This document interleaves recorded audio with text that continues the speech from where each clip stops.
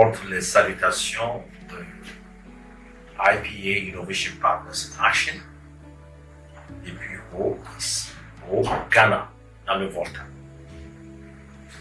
Je suis votre humble serviteur, le professeur Patrick Mourtet, le directeur exécutif de IPA Ghana USA, également le coordinateur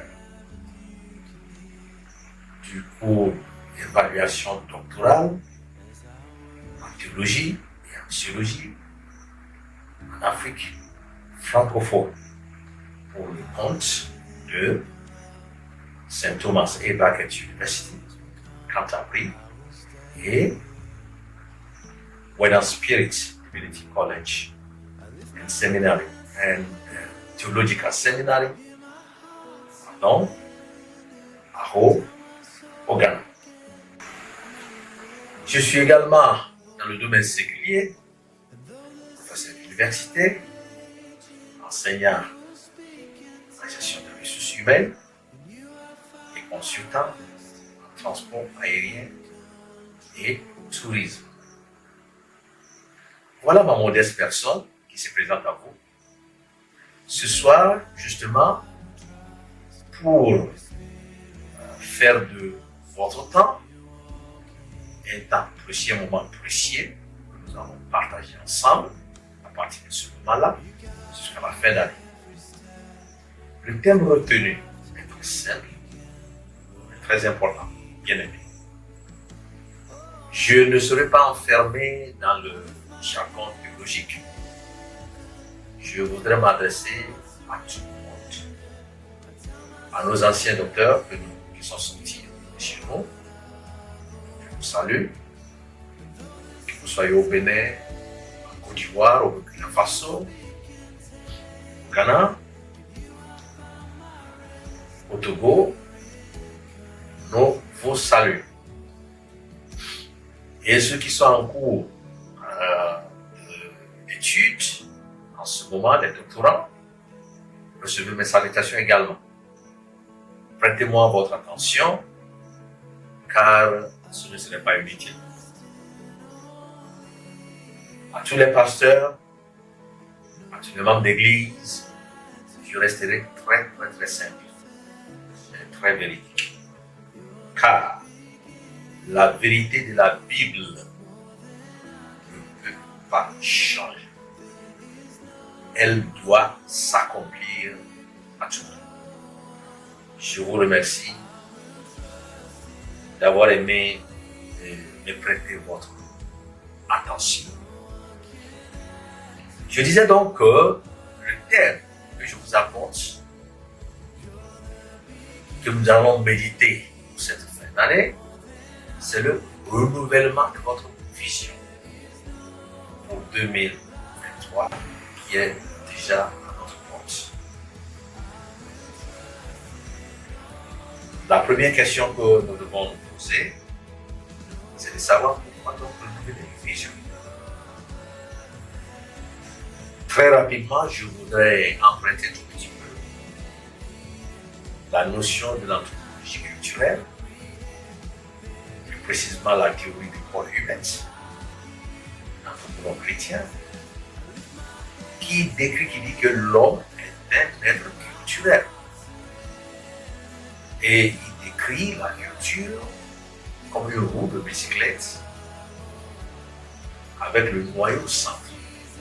Et le noyau représente la vision, c'est-à-dire c'est la partie sur laquelle les autres éléments se reposent. Voyez.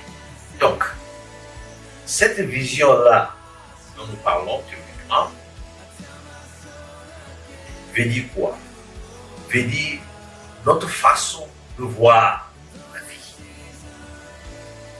Notre façon de voir la vie sur le plan, par exemple, de la culture, c'est tout le domaine de la vie, comme vous le savez, le domaine religieux, le domaine social, le domaine technologique, le domaine économique et le domaine linguistique. Vous voyez, ce sont les composants de la culture qui se reposent sur une vision. Chaque peuple, agit en fonction de sa vision. C'est-à-dire comment ce peuple aperçoit son environnement. C'est pour cette raison que scientifiquement parlant, et ce qui est aussi indiqué sur le plan spirituel, c'est que lorsque cette vision n'est pas renouvelée, on risque de ne pas connaître son propre état. Est-ce que vous vous portez bien? Est-ce que vous êtes malade? C'est pour cette raison que nous vous proposons ce terme, renouvellement de vision 2023. Comment est-ce que vous avez aperçu le passé? Comment est-ce que vous entendez apercevoir l'avenir? Ou au moins l'année 2023 qui est à votre compte. Je suis là pour vous aider, pour faire ce chemin avec vous. Et je suis sûr qu'à la fin, nous serons pleins de joie parce que la transformation divine s'opérera forcément dans le nom puissant de Jésus. Alléluia. Alléluia. Nous allons prier. Seigneur, merci parce que je sais que tu as l'œuvre déjà et que tu nous donnes ce temps pour que nous puissions comprendre en réalité ta vision qui doit être notre vision. Dans le nom puissant de Jésus, je remets entre tes mains tous ceux qui me regardent de près et de loin. Je demande, Seigneur, que tu nous donnes un cœur qui arrive à te comprendre. Parce que lorsqu'une transformation s'opère, un changement arrive. Merci d'avance pour ce changement. Je prie pour tout le monde, sans distinction de race, où vous soyez. Je prie pour tout le monde et que ce temps puisse être temps que nous partageons ensemble dans la joie et dans l'allégresse du Seigneur. Dans le nom puissant de Jésus, nous avons prié. Amen. Donc, bien-aimés, vous venez de comprendre que renouveler sa vision est très important. Renouveler la vision est très important parce que ça vous permet de savoir votre position spirituelle. Alors, quelle est votre position spirituelle? Vous ne pouvez pas savoir si vous ne vérifiez pas votre vision. Si elle est dans la bonne perspective ou si elle est dans la mauvaise perspective. Bien-aimé dans le Seigneur, quelle est la bonne vision? La bonne vision ne vient pas de l'être humain. La bonne vision émane de Dieu.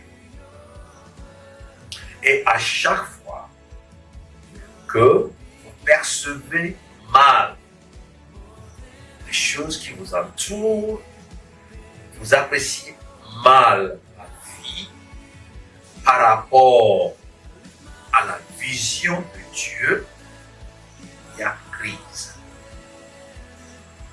Il y a crise. C'est tout le problème que nous avons. Il y a crise. Donc, fondamentalement, Dieu nous a créés, si nous prêtons l'histoire du jardin d'Éden,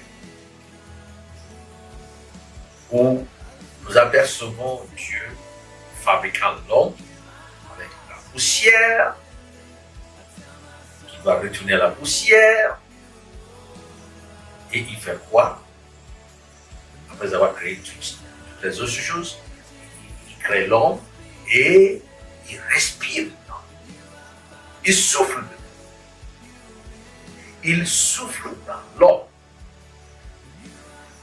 Cette souffle-là de Dieu qui rentre dans l'homme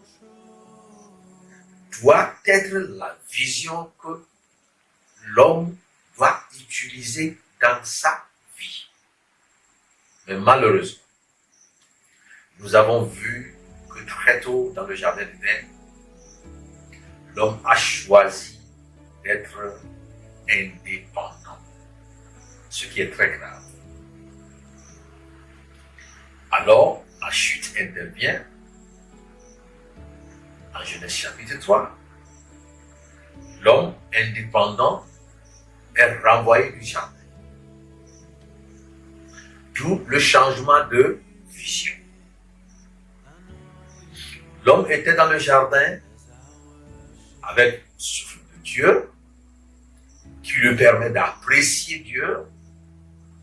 Il a le fellowship avec Dieu tous les jours. La Bible nous dit qu'à tout moment Dieu descend pour être avec eux. Mais lorsque l'homme a choisi de changer de vision et a désobéi, automatiquement Dieu l'a renvoyé. Ce fut le début de la souffrance de l'homme et en même temps le début de la mission de Dieu dans la perspective de la rédemption, du salut. Vous connaissez tous les échelons du salut. Salut justement par la loi orale qui venait d'échouer. Ensuite, salut par la loi écrite, Moïse. Et enfin, salut par la grâce que le Seigneur Jésus a inaugurée. Mais dans l'intervalle avant l'arrivée du Seigneur Jésus, la vision que pratiquaient ceux qui sont sur la terre était cette vision entachée d'obscurité à cause de la désobéissance. Très rapidement, je voulais vous dire, je voudrais que vous reteniez un tout petit peu la nature même de Dieu et la nature de l'homme. Puisqu'il s'agit ici de Dieu qui a créé l'homme, et il s'agit de l'homme qui justement a été créé par Dieu. L'homme, Dieu pardon, est amour par nature. Il est puissant et il a un but. Pour ne citer que cela. Dans le contexte de notre étude, bien sûr, le renouvellement de la vision. Dieu est amour. À cause de cet amour-là, il a un but pour l'humanité. Et il est puissant. Parce que sans la puissance, il ne peut pas atteindre son but. Vous vous rendez compte lorsqu'il créa les choses, que la lumière fut, la lumière existe. Vous voyez? Donc c'est une puissance inébranlable, c'est une puissance incomparable, c'est une puissance qu'on n'a jamais vue dans l'histoire et qui ne serait jamais dans l'histoire. Cela appartient à Dieu. Il est omnipotent. Maintenant, l'homme que Dieu a créé, Dieu n'a pas créé l'homme en le mettant au monde par voie biologique, parce que Dieu n'est pas un être humain. Il l'a fabriqué avec la poussière et il a soufflé dedans. Cette souffle-là, c'est la vie de Dieu dans l'homme. Donc, l'homme est créé pour être un être relationnel. L'homme est créé pour être un être relationnel. Relation avec qui? Avec Dieu lui-même qui a soufflé son vie. Donc, lorsque l'homme décide de couper cette relation-là, il n'a plus son sens. Il n'a plus son sens. Et nous pouvons indiquer ces deux positions dans un langage très simple. Celui qui a le souffle de Dieu en lui et l'entretient et vit selon cette souffle de Dieu, selon cette vision, la personne-là vit avec la puissance de Dieu pour vaincre la vie. Alléluia. Vous voyez? La chute s'est déjà opérée. L'homme a été chassé. Maintenant, la position de l'homme en ce moment, c'est une position de survie. Ils sont sortis du jardin où ils sont en train de vivre pour survie. Parce que la chute s'est intervenue. Donc, lorsque vous ne revisez pas votre vision, comment pourriez-vous savoir si vous survivez ou vous vaincrez? Puisque la chute s'est déjà intervenue. Regardez tout de suite à la sortie Caïn et Abel. Biologiquement, ils sont liés. Mais ce n'est pas une question biologique ici. Dieu n'a rien à foutre avec la question biologique. Il a à foutre avec la relation. Vous avez eu relation avec Dieu. Même si votre propre père, vous n'avez pas de relation avec votre père, ça pose problème devant Dieu. Ça n'a pas de sens du père devant Dieu. Vous comprenez ce que je vous dis? Ça n'a pas de sens du père. Ce que Dieu entretient dans son langage, c'est le relationnel. Ce n'est pas la biologique. Ce n'est pas une naissance biologique, mais une naissance ou voire plutôt une vie relationnelle. Adam et Ève ont échoué. Ils ont donné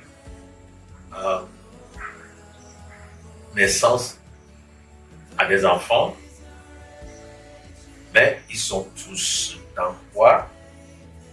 En train de survivre. Mais ce qui est étonnant, que dans cette survie de cette famille, Abel était furieux contre son frère. Pourquoi?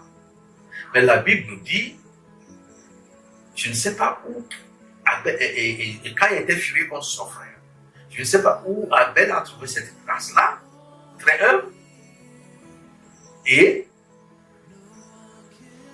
il reste accroché au Seigneur. Et qu'est-ce qu'Abel a fait? Il était furieux au point où il tua son frère. Dieu, avant que la barbarie la s'opère par Abel, par Caïn, il lui dit, pourquoi as-tu fait la vie comme ça? Il y a le péché à ta porte, mais tu peux vaincre. Vous voyez? Il y a le péché devant ta porte, mais tu peux le vaincre. Ça veut dire que, même si nous survivons, parce que, à cause de la chute, et nous renouvelons notre vision, nous apercevons que nous avons chuté, revenir dans le sens. C'est ce que Dieu disait à Caïn de faire, mais il ne l'a pas écouté. Bien-aimé dans le Seigneur, ce serait malheureux si en fin de cette année, à partir de ce moment, le temps que nous allons passer ensemble, ne prenez pas ça sur vous pour renouveler votre vision. Est-ce que vous survivez ou bien vous vaincrez? Nous sommes dans la dispensation de la grâce. L'auteur celui qui a inauguré la grâce, notre Seigneur Jésus, nous a dit dans le livre de Jean, chapitre 3, verset 16, un passage que nous lisons par cœur, tout ça, mais sa compréhension profonde devient un problème. Je vais vous le lire, ce passage. Car Dieu a tant aimé le monde, il a donné son Fils unique. Vous voyez, je vous ai dit que c'est un diable d'amour. Il a donné son Fils unique, Jésus-Christ, afin que quiconque croit en lui ne périsse point. Afin que quiconque croit en lui ne périsse point. Le fait de donner son Fils relève de la puissance de Dieu. De se donner lui-même. Personne ne peut le faire. Seul lui. À toi soit la gloire, Seigneur. Amen. Afin que quiconque croit en lui, afin que quiconque croit en lui, vous ne pouvez pas croire si vous ne renouvelez pas votre vision. Je suis en train de vous parler et ces paroles-là sont esprit qui va vous aider à renouveler votre vision, à vous remettre en cause et à croire que Dieu a déjà tout fait pour vous. Puisque la chute s'est intervenue à cause de son amour, dans sa puissance, son but maintenant pour l'Église, c'est que l'Église soit sauvée. C'est pour cette raison que nous disons en missiologie que le but immédiat de la mission de Dieu, c'est le salut. Et le but final, c'est le royaume de Dieu. Voyez. Donc, lorsque vous êtes sauvé, le mot grec de salut, c'est suzo, qui veut dire échapper du danger. Ça veut dire échapper du danger ou vaincre le danger. Lorsque vous êtes sauvé, vous vaincrez. Vous ne survivez pas. Vous voyez, le sens théologique même du mot survie est très profond. Survie, c'est aborder la vie avec amertume, avec difficulté, avec sa propre force, avec découragement. Vous êtes essoufflé. Vous êtes en train de survivre. Vous êtes attaqué par la pauvreté. Vous ne pouvez pas subvenir à votre besoin. Vous êtes en train de survivre. Bien-aimés dans le Seigneur, c'est parce que vous n'avez pas renouvelé votre vision. C'est parce que vous n'avez pas voulu changer comment vous regardez les choses que Dieu a déjà faites. Jésus a dit à sa mort, tout est fini. C'est pour ça qu'il dit, quiconque me croit ne périsse point. Ça veut dire, périr, c'est quoi? C'est une défaite spirituelle, c'est mort spirituelle, vous êtes mort spirituellement. Pourtant vous êtes vivant, pourtant vous mangez, pourtant vous faites librement vos occupations, pourtant vous êtes ministre, pourtant vous êtes avocat, pourtant vous êtes chauffeur, vous êtes femme de marché, vous êtes enseignant, vous êtes professeur, mais vous êtes mort spirituellement. C'est pour ça, vous survivez, vous ne vivez pas. Vous abordez la vie avec une difficulté incroyable que vous surmontez difficilement. Ce n'est pas le plan de Dieu pour votre vie. Je le répète encore, si tu m'écoutes, ce n'est pas le plan de Dieu pour ta vie. Le plan de Dieu pour ta vie est que tu puisses vaincre la vie. Il a dit, tous ceux qui croiront auront la vie éternelle. C'est-à-dire vivront. Ouais. Pourtant, nous sommes sur le même univers, nous sommes sur la même planète, nous sommes dans le même monde. Les difficultés actuelles qui nous entourent, la flambée des prix, les problèmes de je ne sais pas quoi, ici au Ghana par exemple, donc problème d'inflation galopante, et que le pays économiquement est en train d'être secoué. Mais comment est-ce que toi, le chrétien, tu dois voir cette situation? Justement, ceux qui n'ont pas renouvelé leur vision ont commencé par survivre. Je ne survivrai pas, je vis. Soit qu'ils m'écoutent, tu vas cesser de survivre pour vivre dans le nom puissant de Jésus. Chers amis dans le Seigneur, cessez pardon, de survivre, changer de dimension spirituelle pour vivre. Et c'est pour ça que nous sommes là.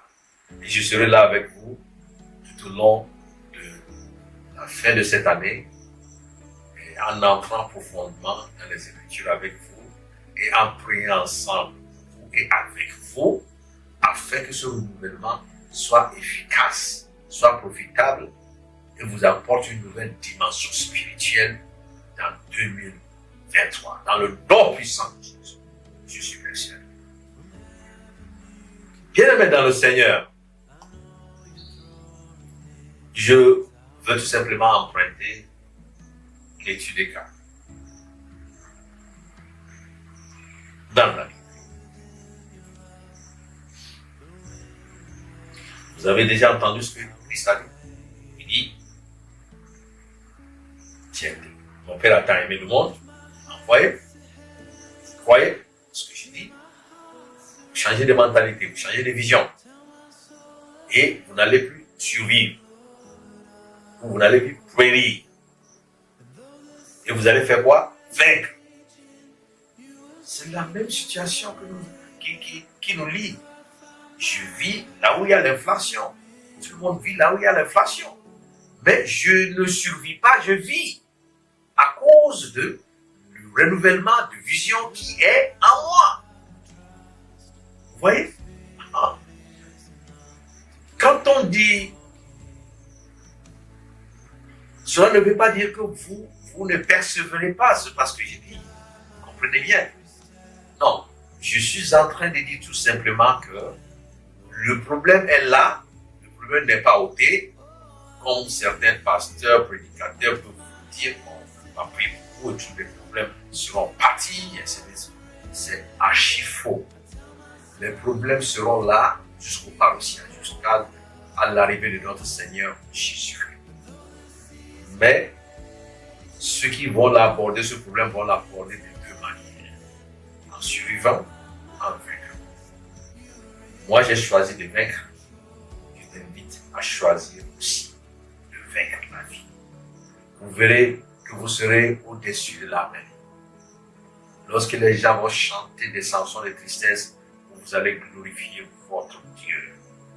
Comme Paul et Silas en prison, liés, mais pourtant ils chantent à la gloire de Dieu. Et le miracle s'est produit. Voilà. Pourquoi les autres prisonniers ne chantent pas? Parce qu'ils sont de suivi. Donc, je veux vous ramener un petit peu d'abord dans l'Ancien Testament. Le peuple d'Israël, que Moïse est parti délivrer sous l'ordre divin. Ils ont vu les miracles de Dieu. Ils ont fait tout le chemin. Ils devraient envahir complètement Canaan et en faire leur propriété selon le dire du Seigneur. Que je vous donnerai une terre promise. Il a dit à Abraham. Il a dit, tes enfants feront 400 ans. C'est en ce moment que le terrain sera déjà prêt pour toi à envahir.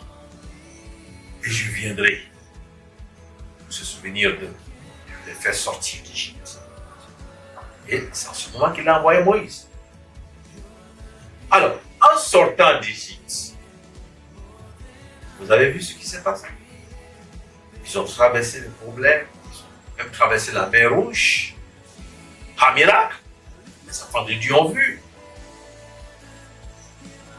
Mais cela ne les a pas empêchés au cours de route, dans la vie, lorsque vous ne renouvelez pas votre vision, vous risquez des fois de laisser des déchets intoxiquer votre vision au point où ils changent votre mentalité, votre façon de voir et d'apprécier Dieu. C'est de cela qu'il s'agit. C'est pour cela que vous devez renouveler votre vie. Alors, bien-aimés dans le Seigneur, les mêmes peuples qui ont été sauvés, fait passer par la mer Rouge, ces mêmes peuples devrait affronter Jéricho, ils sont divisés en deux. La grande partie qui est partie explorer revenait pour dire, ils regardaient exactement ce que ceux qui sont à Jéricho regardaient. Ils étaient des géants et on les voyait comme des petits souterrains. Justement, la grande partie dont le déchet a complètement envahi leur façon de voir, ont vu la même chose. La minorité qui vient, qui revient dire à leur maître, nous avons vu ce qu'ils disent, ce qu'ils ont vu, mais nous ne concevons pas ça comme ça. Non, celui qui nous a envoyés, celui qui a soufflé en nous est plus grand que cela. Et nous avons possédé cela. Ce serait ta portion dans cette nouvelle année, dans le nom puissant de Jésus. Je dis, ce serait ta portion dans cette nouvelle année, dans le nom puissant de Jésus. Tu ne verras pas ces géants avec la même mentalité de la majorité des Israélites. Tu verras ces géants avec la même mentalité, la minorité, qui dit, on s'en fout si vous êtes des géants. Mais celui qui a nous est plus grand. Alléluia. Oui. Si cette décision n'est pas faite, la voie ne s'ouvrira pas. Ce n'est qu'en ce moment que le commandant des armées de l'Éternel s'est apparu. Il leur a donné des instructions pour conquérir Jéricho. Gloire au Seigneur Jésus-Christ. Gloire au Seigneur Jésus-Christ. C'est ainsi que ta portion serait pour cette fin d'année. Tu changeras ta vision. Tu vaincras, tu cesseras de survivre dans le nom puissant de Jésus. Amen. Bien-aimés, je veux très rapidement clôturer ce premier étape de l'enseignement en disant, en prenant un peu, tirer une leçon spirituelle pour prier de l'exemple de Moïse. Des fois, vous voyez, les circonstances qui nous entourent essayent de faire. Ça influence notre façon de voir, notre façon de faire. Mais nous devons faire attention. Nous devons faire attention. Car Dieu a déjà tout fait pour vous. Dieu a déjà tout accompli. De Genèse en Apocalypse, ce que Dieu voulait faire pour cette terre a déjà accompli dans le divin. Ce que nous devons savoir est qu'on nous l'a révélé dans la Bible. Maintenant, notre responsabilité, ce n'est pas de faire autre chose en dehors de ce qu'il a fait. C'est de connaître quelle est nous, la partie qui nous concerne dans son plan. Il a déjà accompli. Il a déjà fait. Il ne fera pas une nouvelle chose. Hein? Habakkuk a dit, écrivez la vision, que même si elle tarde, elle s'accomplira. Vous voyez? Donc, Dieu a tout fait. Il vous a envoyé, il m'a envoyé.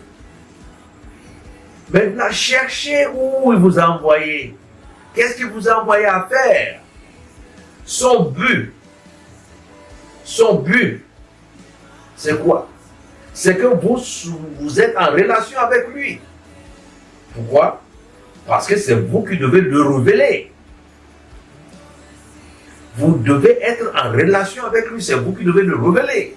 Maintenant, si vous vous séparez de lui, vous tapez d'une autre vision erronée et vous vous séparez de lui. Comment pourrez-vous réellement être dans son plan? Il n'y aura pas d'autre plan qui subsistera que celui que Dieu a déjà fait. Nous sommes en train tout simplement de déballer plan-là progressivement. Ce plan se déballe sur nous, sur la terre, progressivement, jusqu'à ce que Jésus ne revienne. Moi qui suis ici, ce que je serai à la fin de ma vie est déjà consigné dans le ciel. J'essaie de faire tout pour suivre ce chemin-là, afin que je puisse vivre éternellement comme Jean 3,16 l'a dit.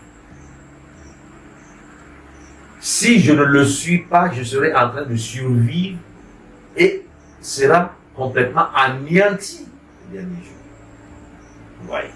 Donc, faites attention. Prenez cette étude de cas de Moïse. Qu'est-ce qui s'est passé? Regardez les circonstances dans lesquelles il a été né. On allait tuer tous les Juifs. Pourquoi? Par crainte qu'ils vont envahir le pays. Vous voyez? Par crainte qu'ils vont envahir le pays. Ce peuple ne voyait pas ce que Dieu voyait. C'est un peuple qui est en train de survivre. On n'appelle pas ça une force. Tu te protèges, tu te fais ceci, tu te jacasses, tu appelles ça force. Ce n'est pas une force. Non, non. Celui qui a une force, c'est le Seigneur. Celui qui a une force, c'est Dieu Tout-Puissant. Il dit, s'il souffle sur des nations qui le désobéissent, il va les éparpiller. C'est la parole de Dieu. S'il souffle sur une nation qui le désobéit, cette nation-là sera complètement éparpillée, partout.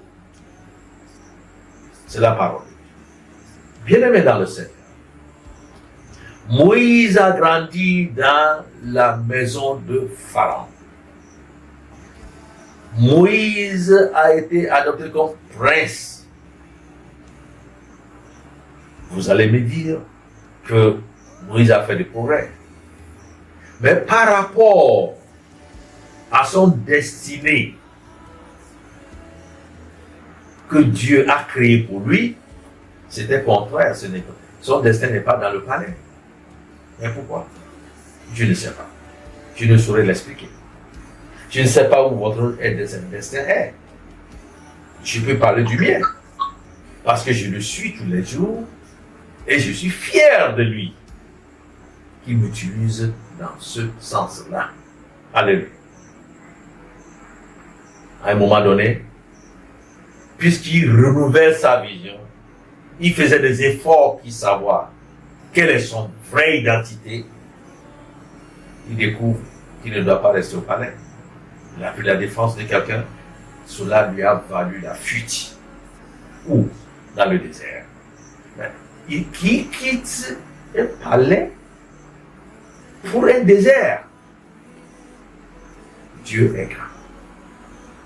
Si c'est le cas pour toi, je te prierai de l'accepter parce que c'est ce qui glorifiera ton Père et c'est ce qui t'apportera la joie éternelle. Cessez de tronquer la Bible, de prendre des choses dans leur hors contexte, de croire qu'on peut s'apaiser avec des écritures qu'on n'a pas compris. C'est une mauvaise interprétation. La Bible doit être interprétée avec la méthode historico-grammaticale. La Bible a une histoire divine.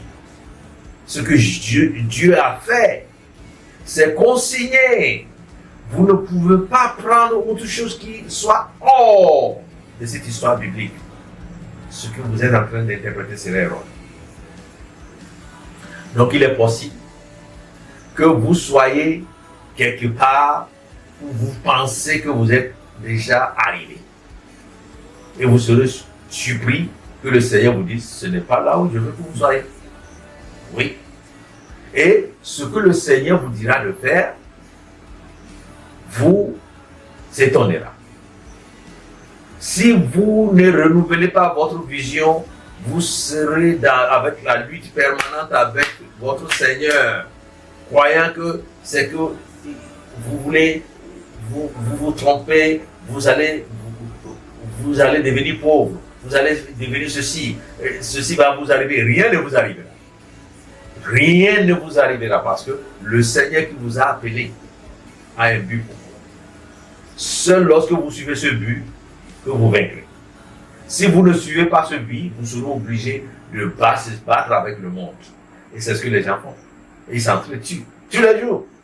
Ils s'entretuent. Ils vont continuer par s'entretuer. Pourquoi? Parce qu'ils ne peuvent pas vivre. Ils doivent survivre. Pour survivre, on fait n'importe quoi. Les gens tuent pour survivre. Voilà. Mais ceux qui vivent ne tuent pas. Ils rentrent dans leur destin créé par Dieu. Et ils cheminent avec le Seigneur Tout-Puissant qui a soufflé en eux. Lorsque les difficultés viennent, le Seigneur souffle dessus et vous vaincrez cette difficulté-là. C'est aussi simple que ça. C'est aussi pratique que ça. Alors, si ceci n'est pas pratique dans votre vie, vous soyez docteur, vous soyez apôtre, vous soyez évangéliste, vous avez une cathédrale comme église, cela ne vaut rien. Parce que vous devez être capable de souffler sur votre problème et vaincre ces problèmes-là. C'est le signe ou le fruit du salut. Ça veut dire que vous êtes en fait dans son royaume. Et ce royaume-là n'est jamais battu par qui que ce soit. Aucun autre royaume ne peut le détruire. Il est inébranlable. Seigneur soit loué. Moïse a fui.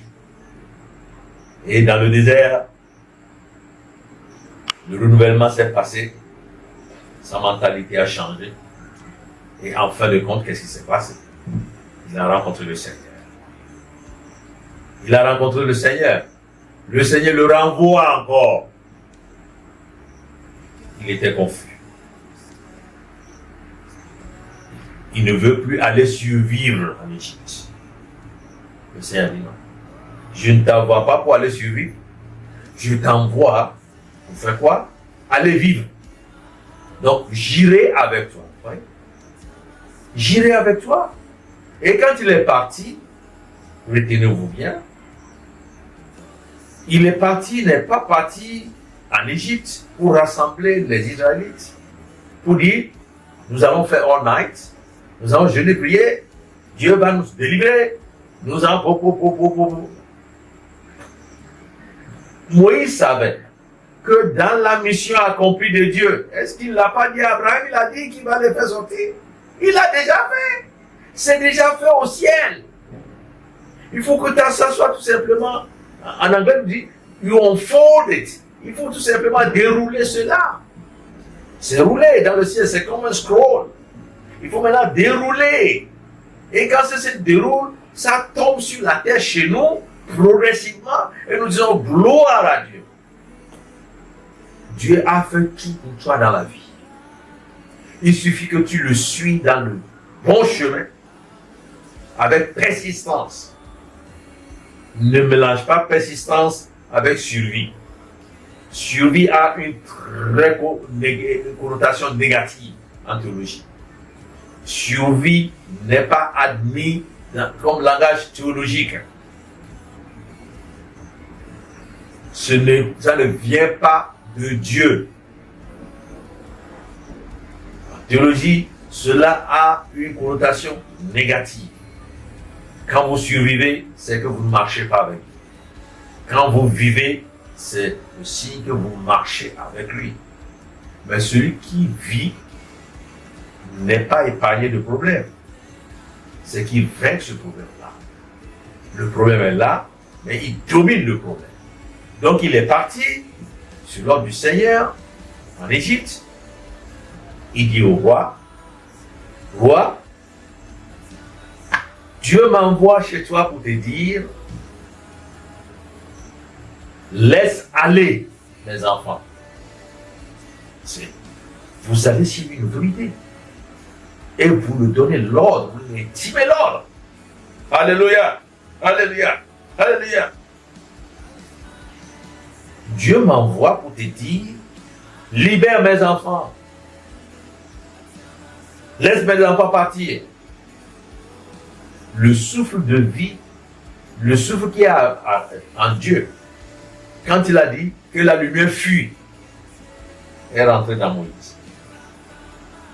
Et il dit, laisse partir mes enfants pour aller m'adorer, dit le Seigneur. Le roi dit, mais ce vieux-là, il paraît qu'il était ici avant. Qu'est-ce qu'il est revenu faire? Maintenant, il se croit qui? Il a continué la sommation jusqu'au point où, en fin de compte, je dis bien, en fin de compte, le roi s'est tempéré. Le roi a dit, oui monsieur, je vais obéir. Prenez vos bagages, partez. Vous voyez? Il y en a même dans le Seigneur. Je m'arrête ici, ce soir. Cette conversation, je voudrais que vous soyez inspirés de cela et que nous puissions prier. À partir de ce soir, vous devez commencer à dégager les obstacles qui vous empêchent de renouveler votre vision. À partir de ce soir, vous devez commencer maintenant par dire, Seigneur, qui suis-je en réalité? Tu m'as envoyé et tu as préparé un chemin que je dois suivre. C'est ce chemin-là que je veux, quel que soit là où je suis. Dès que vous aurez découvert votre vision que Dieu a mis en vous,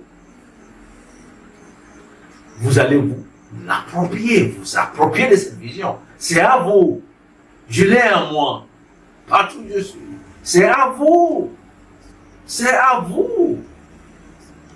Et à partir de ce moment-là, cette vision-là vous portera à une nouvelle dimension spirituelle. Vous ne serez plus la même personne. Devant vos difficultés vont trembler. Ce n'est pas vous qui allez trembler, vos difficultés vont trembler. Au nom de Jésus, nous allons prier. Seigneur, je vais commencer d'abord par prier pour nos proches, les anciens docteurs qui sont sortis.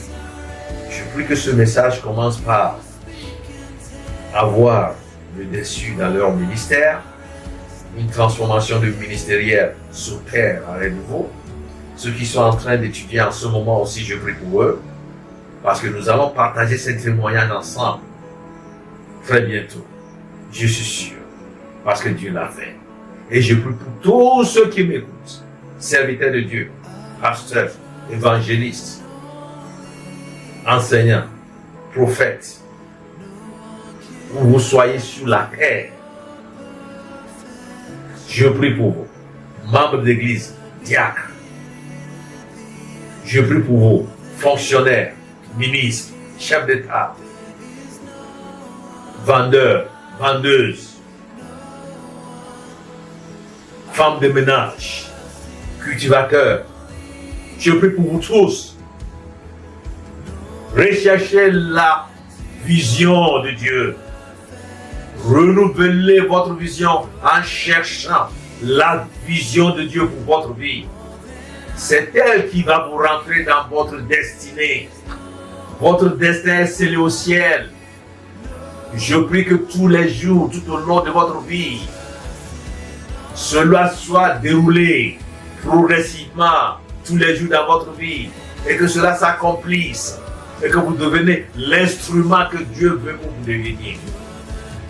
Dieu veut vous voir démontrer sa capacité sur cette terre. Dieu veut vous voir dire que cela fut, que cela soit, et cela le sera ainsi. Dieu veut vous voir enterrer la déception du diable. Dans le nom puissant de Jésus, toi qui as été trompé pendant longtemps, tu te battais pour ton église. Personne ne te demande de se battre. Non, tu vis pour Dieu. Et Christ qui est à la tête de l'église relâche toute la victoire qu'il a accumulée au ciel dans ton église. Et ce serait visible dans le nom puissant de Jésus. Merci parce que tu l'as fait. Merci parce que tu l'as fait. Et avant la fin de cette année, papa, nous allons tous nous réjouir, papa, se noyer dans le Saint-Esprit pour dire, tu l'as accompli. Merci parce que tu l'as fait. Dans le nom puissant de Jésus. J'attends ton témoignage. Partage cette vidéo pour que d'autres puissent en bénéficier.